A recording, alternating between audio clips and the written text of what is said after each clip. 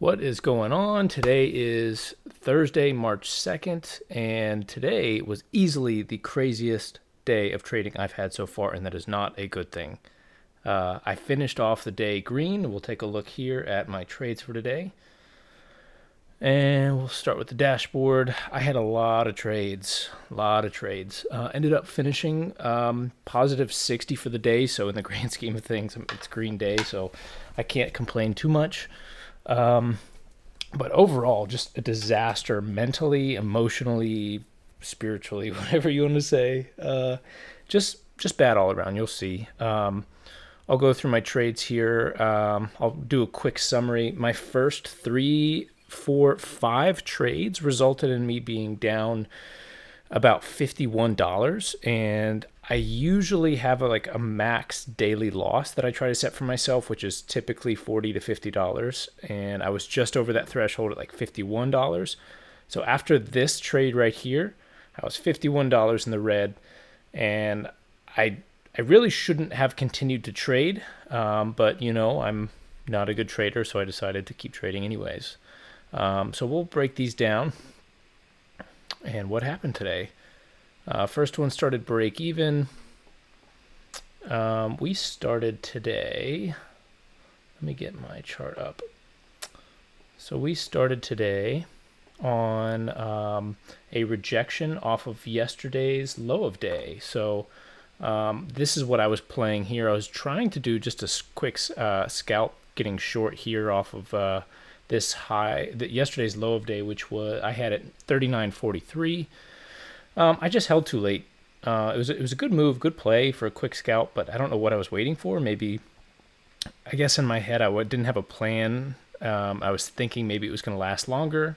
Instead of just a quick scalp, I could have gotten out for a little bit there, but broke even. Move on to the next one. This is where things started to head downhill for me. All right. First loss today. So this was off of what time? We're looking at 11 o'clock. And so at 11 o'clock, what I'm thinking is that we had broken through yesterday's low of day.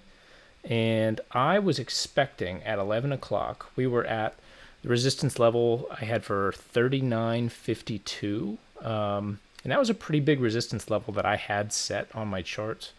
I had a zone right above it. And we're looking at this right here. So this is my my zone that I had above it. And 11 o'clock, right about here, I was playing long on this breakthrough because we were getting close and testing it, and we hadn't seen any large rejections yet. So I was thinking, hey, we've been moving upwards and a semi-bullish pattern so far, and I took it long and I got punished. So, that's that. I really should have waited because the rest of the day ended up moving in my favor. So let's see. Next trade. This was, again, things aren't going great here. Same thing. I tried to go long on another re-entry and ended up just not being the right time. If I had been a little bit more patient, maybe not try to force that trade. The price action was making me pretty uncomfortable today. I didn't know how to trade it, what to trade about. My levels were somewhat decent, but I just couldn't read anything. I didn't feel comfortable, and at this point, I'm rapidly approaching my max loss for the day. Again, just misread it. No setup either, so that's kind of painful. This one I got stopped out on. This is my 1250 is my 10 tick loss, stop loss. Here, what do you know? We're looking at, we did get a larger rejection off of this resistance area, 39.52. We started to sell off, and what do you know? I didn't enter. I entered on a short near the end of this move. So again, no plan, kind of just chasing the market as it moves and really not putting myself in a position to actually set a plan up prior and then wait for the market to come to me instead of me just chasing the market all day long. And a little bit of foreshadowing here. That's actually what happened when I have my green trades later in the day that actually brought me to positive. So I was chasing all day. Fortunately, my execution just got a little bit better at the end of the day because the price action was a lot more predictable. So you could say it was luck, sure. But I guess at the end of the day, this is more of a learning lesson than anything else. So definitely do not be shorting at the end of the move, which is kind of ridiculous. I did make a small win here. This isn't really anything, I think this took me down to like 40. And this big move here at, what time was that? 1:30. I didn't realize there was a Fed speaker speaking today. And so fortunately, I wasn't in a trade and I wasn't planning on doing anything, and ended up having this huge, huge amount of volume seemingly out of nowhere until I realized that there was news going on. Turns out that the news was apparently pretty good news when it comes to the recession and interest rate and the federal interest rates, because the rest of the day after this just took off. And this is where things started to turn around, with the exception of the very next trade. This was a quick scalp. Just got in, got out real quick just to try to get, the first win of the day. So got that underneath my belt. The next one, I gave it right back immediately, the exact same amount of money, gave it right back. And it was immediately afterwards. I was basically trying to like scalp my way up on this big move, and trying to capitalize, on scalps rather than trying to hold a large trade the whole day or the rest of the day. I didn't feel comfortable because I was already in the red, and I was kind of trying to just chip away at the red to try to get as close to green as possible. So fortunately didn't really have just chasing. Next trade is where I did hold a little bit longer, and this was finally where things actually started to turn around. So this trade was at, so it's just before 2, and big sell. Okay, so I'm going to pull this up. So I got in right after this red candle here, and I was kind of waiting for this overnight high to get broken. So at this point, we had steadily been grinding up. The news touched this overnight high that I had at 39.65. We had the next candle break into it, but finish down. This didn't scare me, actually. I was still pretty confident overall, and the news was pretty positive. And the buying pressure, obviously, to pull us out of this resistance zone that I had here, well, support at this point. So I got in on the candlestick right afterwards, and I ended up selling right at the top here because that was, as you can see, I had yesterday's high of day here. So this was just my target, basically entering here. Target was the yesterday's high of day. Worked out to be a perfect trade execution-wise. Maybe I left a couple of bucks on the table. I could have maybe held a little bit longer, but in the grand scheme of things, pretty great trade. At this point here, after this win, I was back to break even and 0 on the day. So at this point, I kind of stepped away from the computer, kind of took a deep breath, relaxed a little bit, and I said, the fact that I'm back to 0 is a miracle, because I was over trading. I was no setup, just revenge trading all morning, and now news came out and I chased this big move up and I'm back to 0. So kind of felt like a clean slate at this point, and it was nice to be able to move forward and not have to stress about, oh my God, today's going to be a red day. I can just kind of reset the mentality and kind of move forward from there. And that was kind of it, right? I wasn't trying to bite off more than I could chew. And so waited a couple of minutes for, again, I maybe waited a little bit too long, but this is me waiting for confirmation. I still wasn't sure how strong of a move this was going to be. Obviously, in hindsight, the move was pretty significant. But I was seeing a lot of buying pressure on, and a lot of liquidity getting taken out on the lower ends, and then really just creating a lot of momentum moving forward.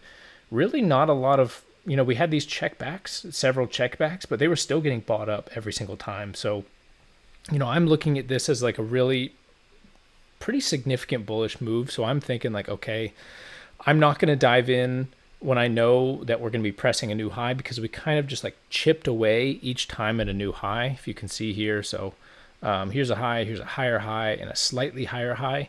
So I knew I wasn't going to get too much, and I wasn't trying to get too greedy and like, have it skyrocket to the moon, but just take small scalps, see if I can get a little bit of a breakout, and then get out when things start to turn around.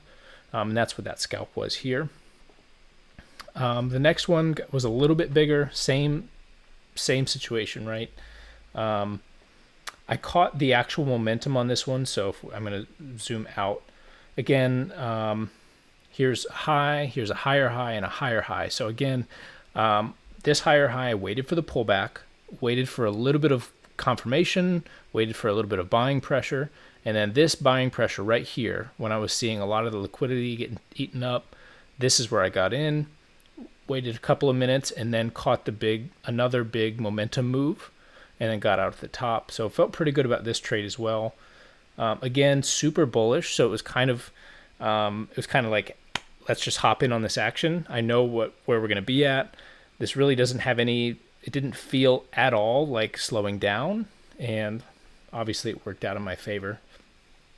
And I believe the next trade was my last trade here. Yeah, this is my last trade of the day. Slightly bigger than the last two. And again, this one wasn't a scalp at the end. This one, the pullback wasn't as large as the previous ones. So that's what I was keeping an eye on. I was looking at, all right, sellers are strong here. Sellers are seemingly just as strong, but still, you're still at a higher low, higher highs, higher lows. So sellers, still present on these first two pullbacks. This pullback had a lot less power to it, and I'm keeping an eye on the sellers here, right? Obviously, what we're doing is we're coming back, we're taking out some liquidity so that we have a little bit of fuel moving forward, and that's what I was looking for. This one seemed like there was a little bit less presence from the sellers. Buyers were still hungry and they were still ready to eat, and I hopped in maybe a little late. I could have hopped in maybe a candle or two prior. But I hopped in just before we were starting to breach this new high of day, and I held, and what do you know, we broke it out. At this point, obviously I don't know where our new high of day is going to be. I didn't have anything charted, unfortunately, at like 3,995, and that's my own fault. My pre-market plan, I didn't have. I was I'll be honest with you, I had a bias going into today, and I just overall felt like today was going to be pretty either neutral to bearish, and I was not expecting. Look at this run up, just absolutely absurd, and this feels like an hour to 2 hours, 2.5 hours of chop and nonsense here. Definitely burnt me out, and it got me, and then I made everything back here. So I didn't have anything planned up this high, and maybe hindsight's 20/20, but definitely maybe start having my zones a little bit further out just so I can be prepared. So I did leave a little bit on the table here on these last three candles, but again, this turned red for me. I didn't know where we were going to have sellers. I wasn't really keeping an eye on Bookmap, which that was my fault. I could have easily seen what kind of buying pressure we had on Bookmap, but again, I got out for a $27 win, and I finished the day. Really absolute miracle, but I finished the day $60 in the green, and I don't know. You could say it's luck. You can say what you want, but it's green, and I have a lot of learning to do. I've got a lot of learning to do on my risk management. I've got a lot of work on mentality and focus and planning, and but I got out. It is what it is. 2 days into March, and we are still green. So I mean, that's all I got. There's just an absolutely crazy day going from essentially -60 to +60, and just don't do what I do. That's all I got to say. See you tomorrow. Peace.